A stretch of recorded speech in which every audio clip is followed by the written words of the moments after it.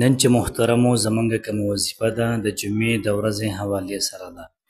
څوک د جمعې په ورځ د مازدیګر د مانځه نه بعد دا وظیفه وکړي، الله پاک به د انسان هر قسم حاجات دا پوره کړي. الله پاک به د انسان تمام مشکلات دا به ختم کړي.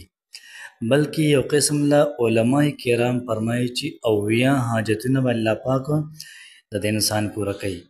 نو که ستاسو هم حاجات نه پوره کېږي، دعاګانې نه قبلېږي، نو دا وظیفه وکړئ. انشاءالله العزیز الله پاک به ستاسو هر قسمه دعا دا قبوله کړي. الله پاک به ستاسو هر قسمه مشکل دا به ختم کړي. الله پاک به ستاسو هر قسمه حاجت دا پوره کړي. محترم مسلمانانو، وظیفه ډېره زیاته د کمال ده. ځان له ترې سکرین شاټ والی ځان سره کېدئ، او کله چې مازدیګر شي د جمعې په ورځ نو تاسو دا وظیفه وکړئ. انشاءالله ستاسو به هر قسمه سوال قبلېږي، ستاسو به هر قسمه حاجت دا پوره کېږي. داسې مشکل چې هغه لا تر اوسه پورې پوره شوی نه دی، انشاءالله دا به د الله پاک په فضل سره پوره کېږي. بسم الله الرحمن الرحیم. شروع کوم د ډېر زیات بخښونکي او د ډېر زیات مهربان رب په نوم باندې. زه ګواهي ورکوم د دې خبرې چې د الله پاک نه علاوه د عبادت لایق بل څوک نشته، او نبی کریم صلی الله علیه و آله وسلم د الله پاک بنده او د الله پاک رسول دی. محترم مسلمانانو خویندورونو، نن چې کومه زموږ وظیفه ده ډېره زیاته عظیم شانه ده، ډېره زیاته د کمال ده. څوک هم چې محترمو داسې وي چې د هغوی دعاګانې نه قبلېږي، د هغوی حاجات نه پوره کېږي، مشکلات یې نه حل کېږي، هم دا وظیفه دی د جمعې په ورځ د مازدیګر د مانځه نه بعد وکړي. انشاءالله الله پاک به هر قسم حاجت دا پوره کړي. محترمو، نن چې کومه زموږ وظیفې دي نو 2 وظیفې دي.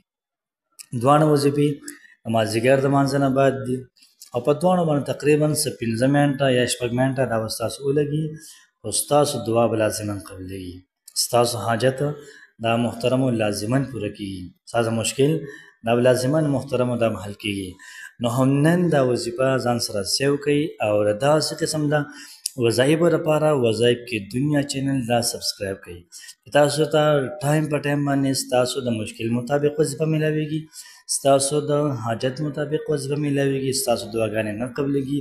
د هغې حوالې سره تاسو ته ټایم په ټایم باندې بهترینې کوالټي او د قرآن او د حدیث نه ثابت محترمو داسې وظیفې دا میلاویږي. یا به قرآن کې وي، یا به د الله پاک نومونه وي، یا به په احادیثو کې وي. نو کوشش وکړئ محترمو دا وظیفه د ثواب په نیت باندې ملګرو سره شیر کړئ، په خپل هم وکړئ. محترم مسلمانانو، الله پاک انسان پیدا کړ، نو انسان له حاجتونه پیدا کړل، دنیا امیدونه پیدا شو، د دنیا حاجات پیدا شو. هر یو انسان په کربونو حاجات دي، د هر یو انسان په کربونو مشکلات دي. انسان وایي زمانه مشکلات به څنګه ختم شي، زمانه حاجات به څنګه پوره شي. دعاګانې کوم دعا نه قبلېږي، څومره دعاګانې موږ کوو. یاد ساتئ محترمو، کله زموږ نیت خالص وي الله پاک به زموږ دعا لازما قبلوي.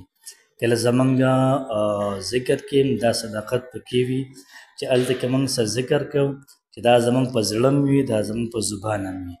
مطلب زما د خبر دا شو چې زموږ توجه مکمل برابر وي، موږ په توجه سره په دهان سره دا وظیفه وکړو.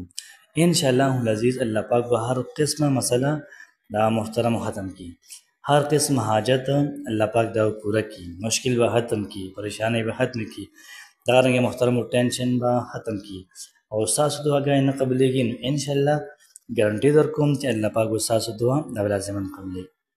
راځئ چې زه د وظیفې طرف ته. نن زموږ وظیفه ده د آیت الکرسي. آیت الکرسي او د الله پاک یو نوم دی د دې وظیفه ده. تاسو به د جمعې په ورځ یعنې نن د مازدیګر د مانځه نه بعد به 80 پیرې آیت الکرسي ووایئ.